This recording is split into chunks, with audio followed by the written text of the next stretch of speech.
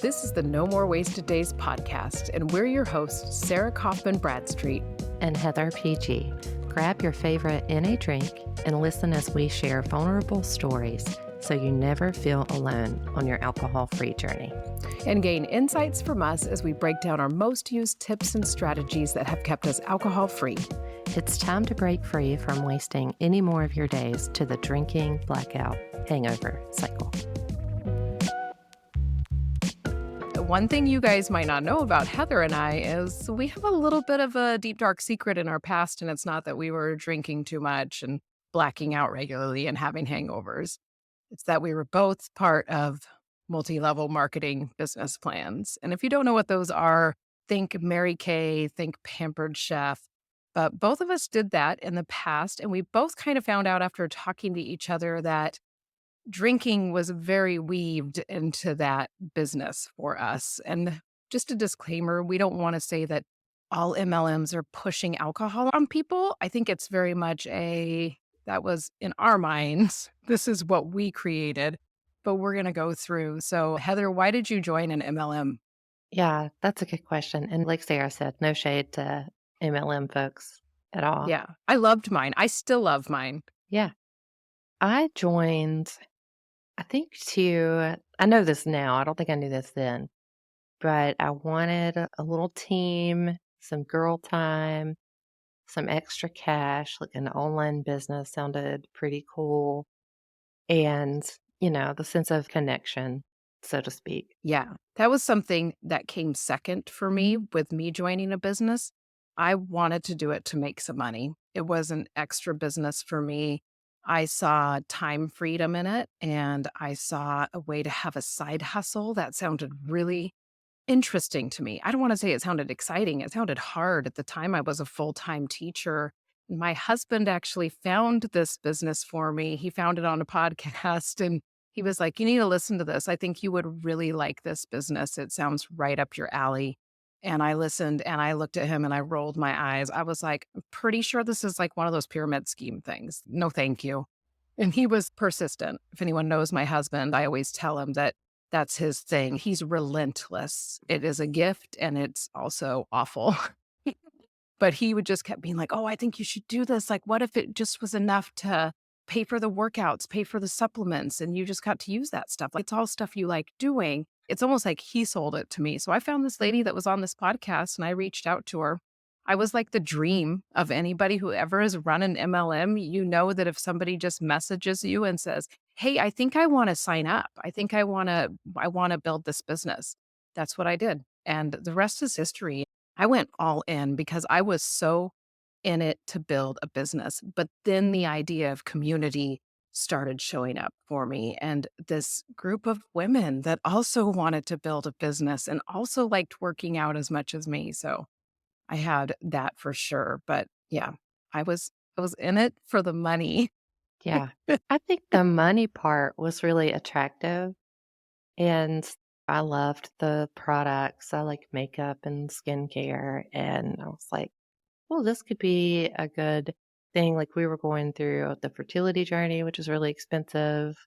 It's also lonely, because you're just in the throes of Yeah. something that no one understands unless you've gone through it. And I think I was wanting a distraction too.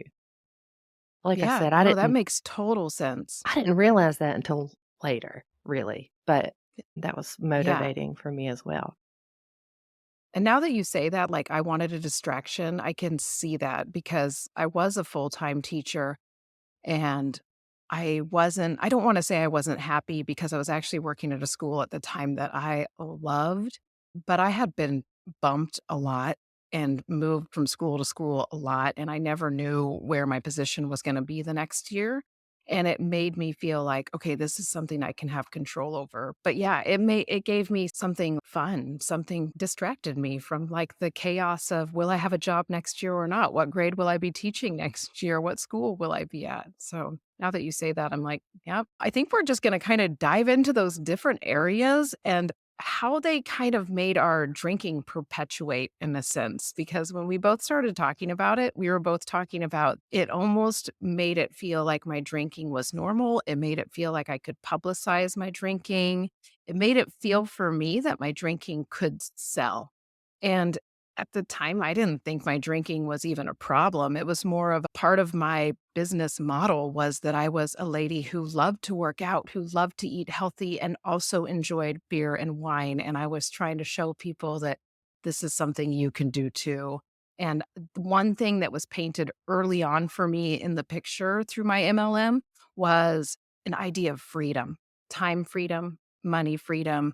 And that idea of freedom for me included drinking. I saw pictures of other women in the business posting pictures of themselves in their hot tub at noon with a glass of wine. And I see that and glow like, I want that. And I was like, yes, give that to me. And I just really dove all into that mindset. And it painted a lot of my picture, as you're going to see as we go through. As we dive into this topic, we're going to go through all those things that Heather and I were talking about and say, with community came this, and with time freedom came this, and how it perpetuated our drinking in a sense. So for me, community was a huge piece. And the longer I've been sober, the more I'm starting to learn that my drinking gave me a sense of belonging. And I was never a person that felt like they belonged. I have always been a black sheep and I like it. It's strange that I kind of say I used drinking as a way to make me feel like I belonged because I also really liked being an outcast. I still do. I like marching to the beat of my own drum. I like doing things my own way. But having a community and having a place where I had these instant friends just was pretty awesome.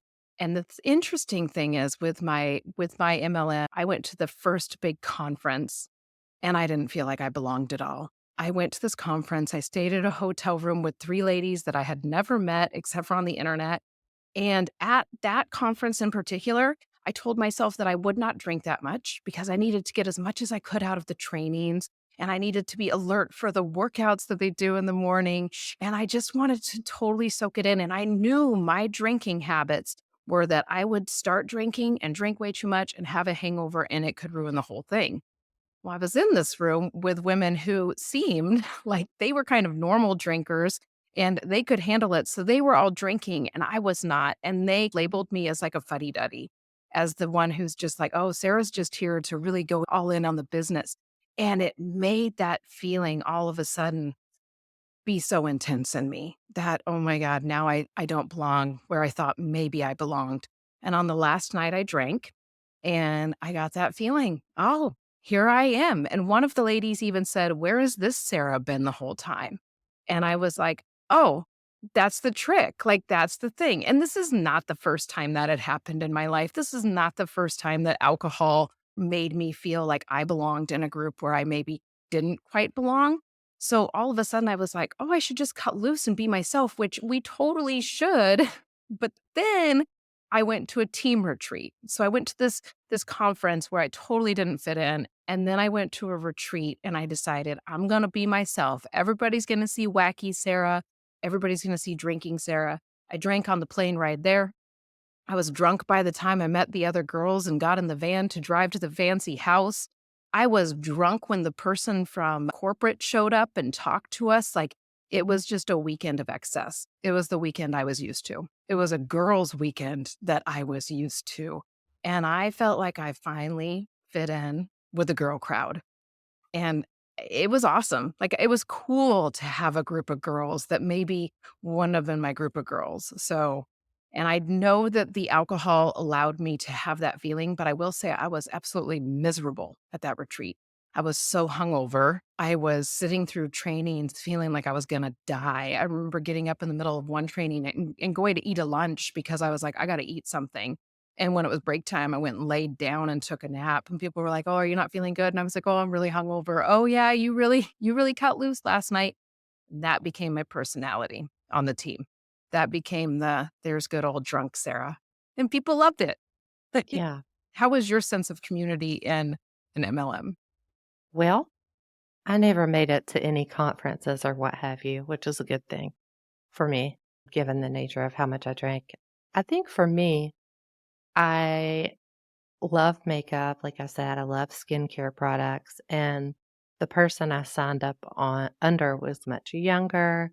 and she had Valley Girl vibes, if anybody knows what I'm talking about. I don't mean Oh, that yeah. bad, I know but, what you're talking about. um and I don't. I'm pretty laid back, and I wouldn't describe myself as perky usually. So, I kinda felt like, "Oh, it's gonna be fun," and I thought that we could be friends.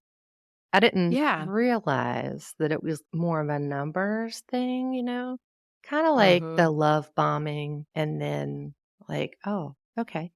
But I really like the products and, I love makeup. A lot of my friends do, but they didn't live around us at the time, so it just seemed like, "Okay, let's do this," and I don't know, just a distraction and something I was hopeful to make some extra cash on. Or something you were passionate about. Yeah. Yeah, I thought, well, I love to make people feel good about themselves. I am good at makeup, you know. So that was kind of that's the short version. We'll say that. Yeah. Yeah. No, I understand that. I will say I actually quit drinking while I was part of my MLM, and the community piece I was really freaked out about after that because I had really become drinking Sarah to all of these women on my team. Like, they knew that Sarah was there to have a good time. They knew Sarah was gonna hop off the plane already drinking, ready to be like, "Let's do a shot." That was me, and there were a few other women on my team that were just the same. So I actually went to a conference after I quit drinking, and I almost didn't go. I was looking up, can I get a refund on a plane ticket? Because I knew my husband would be like, if you can't get a refund, if you can't get all your money back, no, you're going. And I was like, I don't want to do this. This is really overwhelming. And I was right around day 60. Mm. It was somewhere in there because I remember one of the ladies said, so you're not going to drink at all during this trip? And I said, no, I'm getting really close to another milestone of day 75. That's when I was really in my counting my days. And she was kind of like, oh, and I found out a few things, like all this idea that drinking was what made me belong was totally false. There were other women on the team that didn't drink. Go figure. I just didn't see them when I was drinking. And it was actually the best conference I had ever been to. And it was such a highlight. And I'm always so glad that I actually hopped on the plane that time. And it's when I stepped it up in my business. Like, I had been hitting new milestones and doing all the things as a drinker, but all of a sudden I saw, hey, I can reshape this in a different way. I don't have to be drinking, Sarah. And it made me see a lot of things where I was able to go, oh, it was actually me. I was the problem. I was the one saying, hey, let's drink and party. And everybody else could be a normal drinker. So it was a little bit of eye opener for me in a few ways. And I went to another retreat after that too. And it was just a whole different experience. So there's just those two parts where I thought I needed alcohol to have this sense of community, to bond with other women, and it turns out I didn't. So there were some really good parts that came with it too, and some hard parts where you have to stop and figure out that you are the problem. Yeah. Like, oops, it was you. You were the one packing wine bottles in your carry-on. Like, I was the one that was like, "Oh, no, I packed vodka, guys. We don't need to find it because it's in my checked bag." Like, there was just one conference where I opened my suitcase and it's like, wine, vodka, gin. Let's do this." Oh, it Yeah. was exhausting. I've Like I said, I'm glad I didn't make it to the retreat parts because I was today old to know that you could even pack alcohol in a carry-on, but I bet you I I would have don't even know figured if it you out. could. I just did it. Somebody should tell us. Yeah. Some could you do that or not? Don't do it.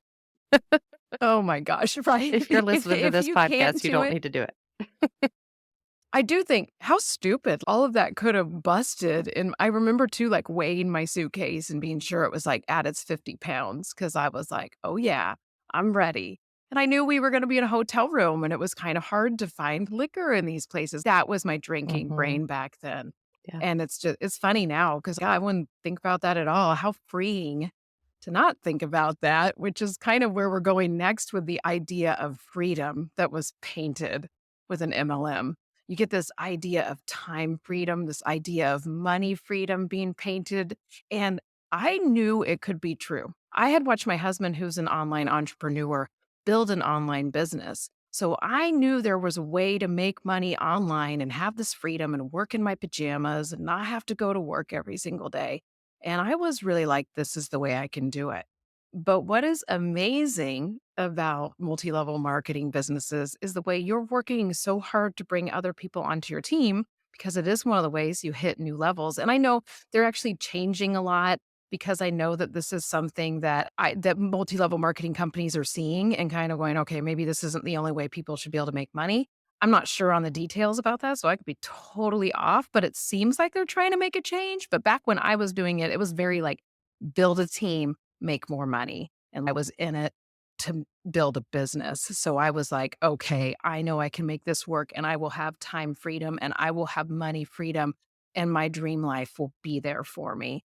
And in my drunk mind, time freedom meant getting to drink more. My husband was already an online entrepreneur with his own business that he had built. And there were times where we would drink on the weekdays and I would be slogging off to go teach with a hangover and being like, oh, I'm so jealous of him. He's in his pajamas. He can be hungover. He just has to hop on online calls with people. This looks so easy. So I really started letting that become my thing. Like, okay, here I am, time freedom. It means drinking all the time. It means doing what I want in my free time. And I slowly cut hours in teaching because of this business, because I had the income from the business to be able to do it. As I cut hours as a teacher, my drinking went up. And it's like I was living that dream, which now I look at it and I think, wow, my dream was to be able to drink on the weekdays. There's better things out there than that. So, was there an idea of freedom painted for you in your MLM? Was it? Yeah, I think that was part of it. If I could make enough money, have a big team, I wouldn't have to work full time. I think that was some part of it. I think for freedom was that you could do it on your phone and do it from Yeah, anywhere type of thing. So I could be free from the office setting or the clinical setting that I worked in. So that was attractive as far as time. But what I did was, like anybody who drinks a lot, I mean, there was my time. I spent it drinking instead of actually, yeah, air quotes, working the business. It's really hard to do both at the same time. it Probably why I is. was not very successful. But yeah, I think the freedom piece was attractive and we needed the extra money. And I was like, okay, yeah, this will be the way. And I Yeah. spent more money and drank more. So, Like, because you were living that dream life. It's just kind of like I started living my dream and was like, if I live it, it will happen. I will learn how to support it. And it's funny now I actually have more free time than I had when I was trying to live this life of time freedom. yeah. And I work in online business now. I still work in the pockets of time like I was taught to with the MLM and I still have so much more freedom in my time because my brain isn't thinking about alcohol anymore, go figure. And money freedom, I remember feeling so rich when I first quit drinking. I kept looking at my bank account going, "Hey, we're not overdrawing. Like, what's happening?" And Yeah. it really was that saving money. And I know Heather tracks how much Yeah. money she has saved through an app, so she can actually even tell us how much money she's Yeah, saved over time. definitely. One thing about time, I also track time. And at this moment, I think I checked it over the weekend. I've saved like 8 months of time since I quit drinking over 2.5 years ago. And That's wild. money is like over 28,000. Isn't that That's crazy? just on like the daily habit. That's not like any extras for booze or the purchases that I would spend while drinking or DoorDash or all the other stuff. That's just baseline Oh, yeah. $28,000. Yeah, I don't even think about that stuff, like the Amazon purchases you make when you're drinking. My husband bought while we were drunk at a Tom Petty concert, my husband was like, "Hey, I just bought those tandem bikes for us and the kids." Like, we're just at a concert drinking, and he's spending $150 on Amazon. And I remember looking at him going, "Oh, okay. Well, we didn't really talk about that, but here I am, like, huge course light." Like, Yeah, I don't care. A huge Coors Light that I probably paid $13 for. right. It's crazy those little residuals that you don't even add up. I think I spent, when I figure it out, it's always somewhere between $250 a month to like 275 a month. So for both me and my husband, it would be 500. I'm going to do quick math here because I wasn't planning on doing this. So 500 times 12 is like 600. No, 6,000. So it's like $6,000 a year. And we've both been alcohol free now for 4.5 years. So when you start adding that up, and it's my husband and I, if you guys don't know, are in the process of building our own home. We're the builders. We're doing it all. And we've been doing it now for like two plus years.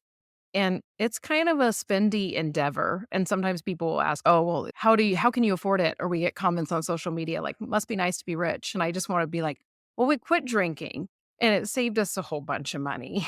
Yeah. It's like, but it's so true. It really did. It's wild when you look at it. And I know you've done vacations with some of the money you've saved. Yeah. Like that was one of your first goals early on. Yeah. We've gone on vacation. I mean, we moved, we got out of debt. I mean, you could do a lot with $28,000. Yeah. And we watch a lot of people in our community get out of debt too. And I really do think the party lifestyle, which when I call mine the party lifestyle, I was drinking at home. I was drinking with my husband. We didn't go out a lot. Our kids were little, so we didn't go out to eat a ton either, but it still was adding up. But when you ditch the party lifestyle, your bank account goes up. So you don't have to Definitely. do things like join an MLM if you don't want to. Right. Yeah. And when If I you want was to, please go for it. yeah, please do.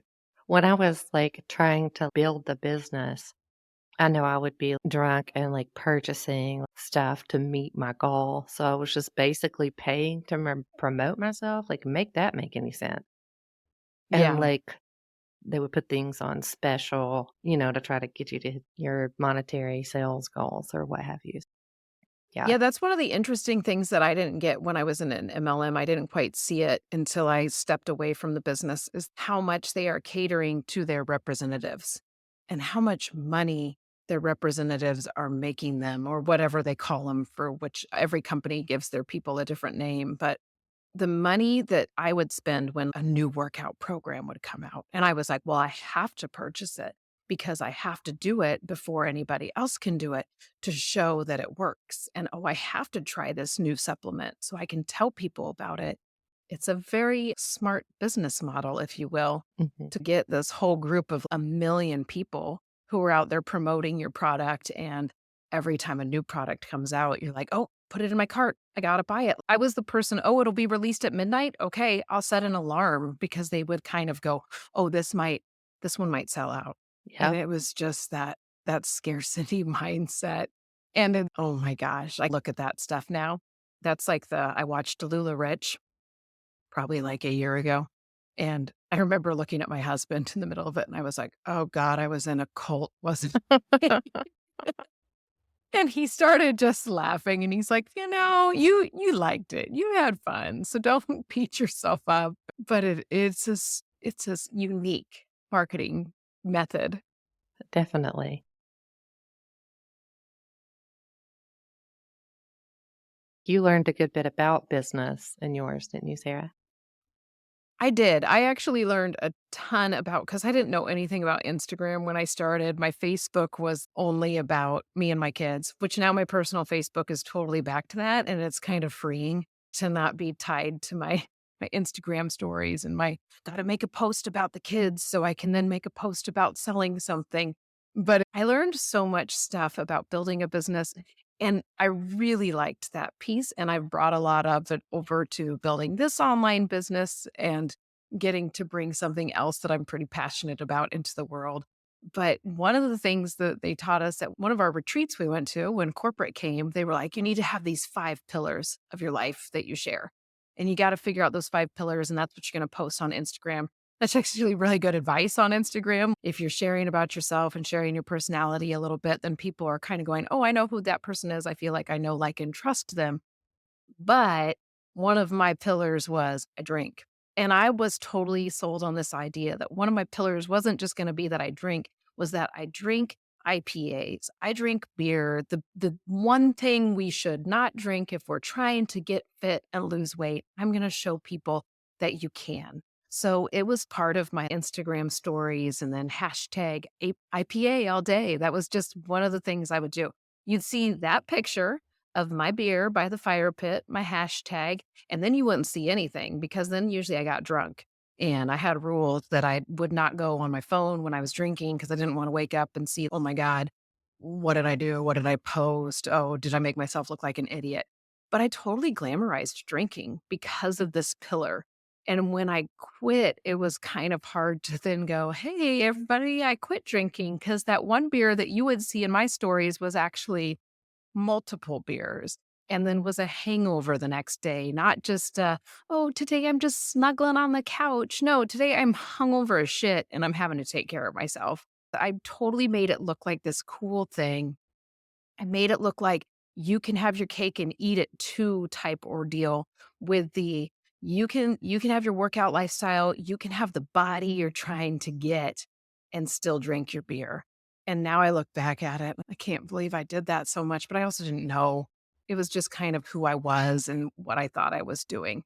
I also saw top sellers doing the same thing. The top coaches on the for the brand would be presented at the big conference each year, and one of them one time was presented a belt. They'd always give him this belt. It was kind of cheesy, but they'd give him this belt like they had just won a wrestling match, and they gave this lady a belt, and hers had little tequila bottles in it. Oh my god. And I remember being like, "Oh, if she can drink and build this crazy business that's huge, I can drink and build this crazy business that's huge." And that's obviously my drinking brain talking to me right there. That's not what everybody saw at that conference, that's what I saw. And also, I wanted to build a team of drinkers. That was a big deal to me. Like, I wanna build a team of drinkers, so when we have retreats, all my girls are there, and we're gonna be drinking and having a fun time, and it's not just gonna be all business, business, business, and Yeah. I don't know. It's not the reason I started. When we go back to why did I start? To build a business. In the end, I was like, "Oh, I wanna build a team of drinkers." Yeah. It's kinda effed up. The last MLM I was in, the name was called Team Tipsy, and Oh my gosh. our Yeah. our names, like, we had, like, our drinking names. I think mine was Mhm. Hillary. I can't remember. We would just basically, I think, like, the leader wanted people to drink with them, so to speak, and at this point, that was, like, toward the height of my drinking, and this was a different MLM. So I was like, "Hey, these are my people." The cool thing about it Yeah. is that I did reconnect with some old friends from my hometown, and I did have a little bit of connection, honestly, because I mean, it was COVID, I had a newborn, it was a lot of isolation, so they're not all bad, but when you said Oh, the yeah. team of drinkers, like, I was definitely on a team similar to that for sure. And I know you've got a great little story to Yeah, tell about how you used alcohol in a way to almost give you the courage to build your business. yeah, so, this was back in the day, 2016, maybe, and you had to do Facebook Lives. Or that was Oh, yeah. encouraged to do that to show yourself putting on the products, kind of what I guess now is like get ready with me type of deal. And Mhm. I would be like, okay, I'm just going to have like a mimosa or two and do my makeup on a Saturday. Well, that doesn't work if you drink like me, 'cause then two turns into two bottles, so on and so forth.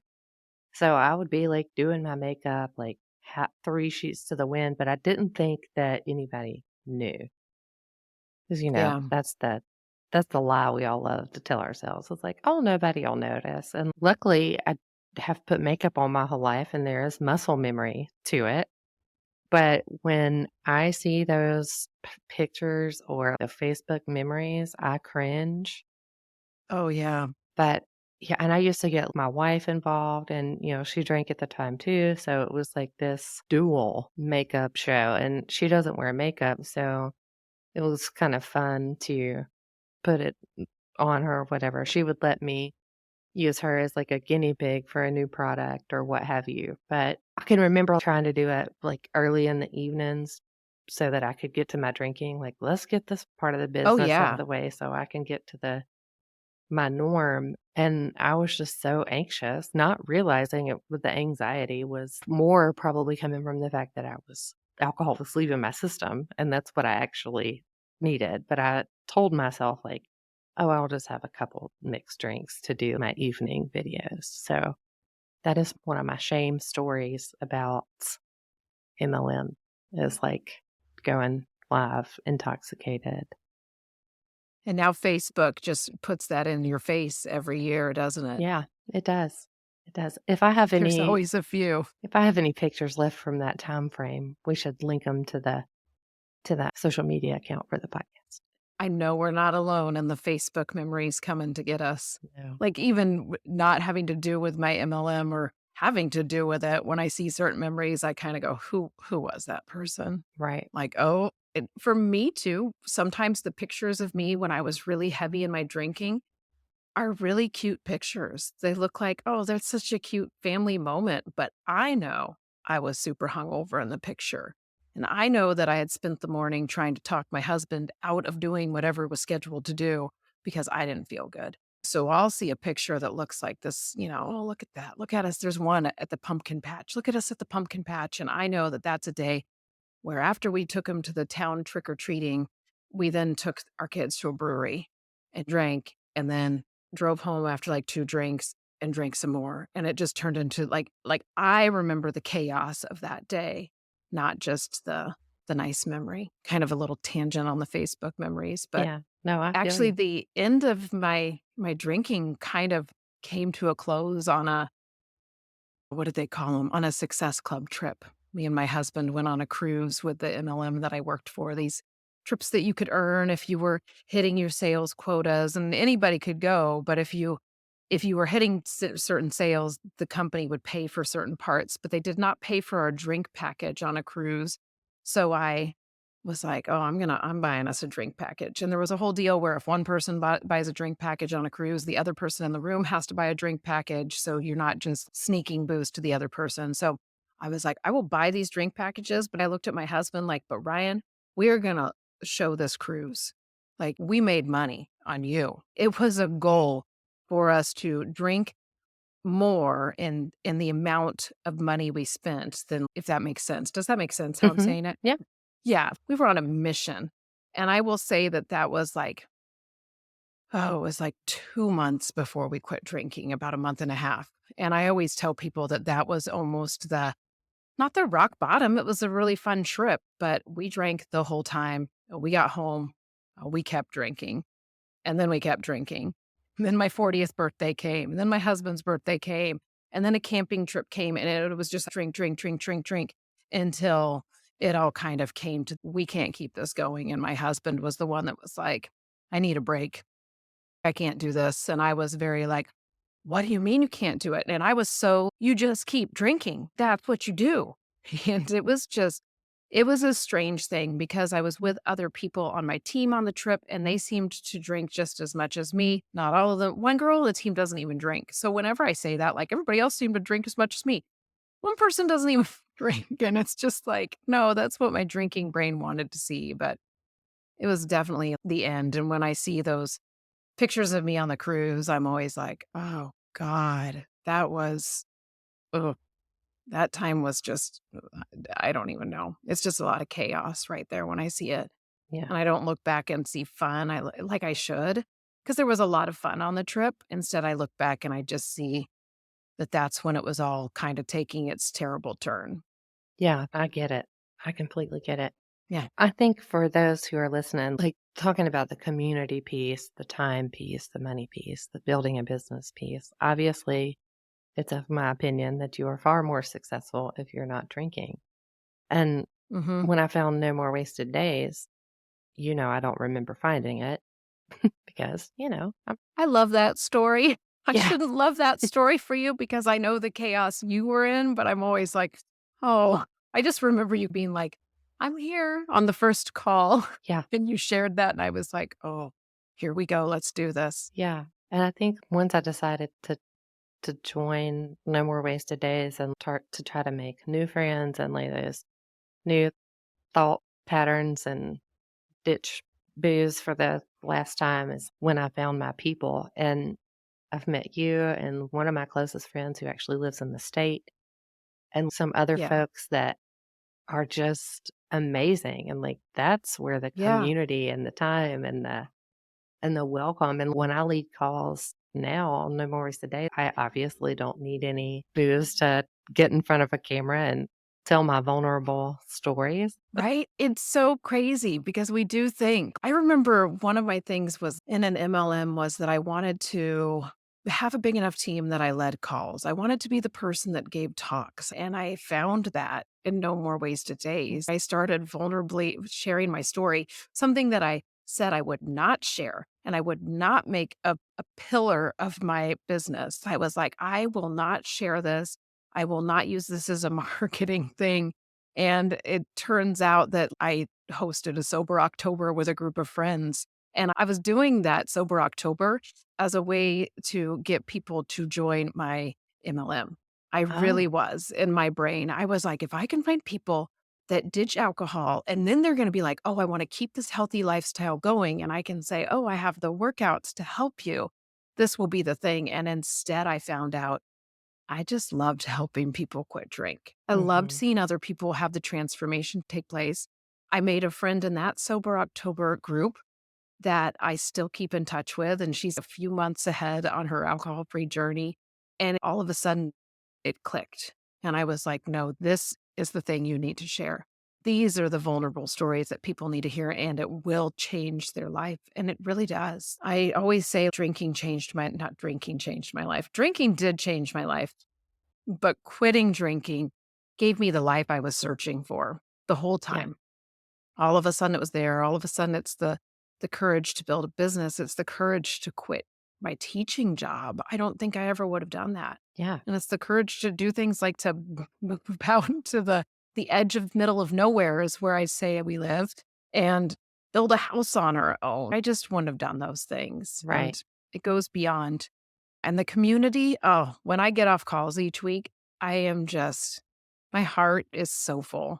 And I Yeah, know everybody else's is too. It's a really cool thing. yeah. I always learn something on each and every call that I always take notes.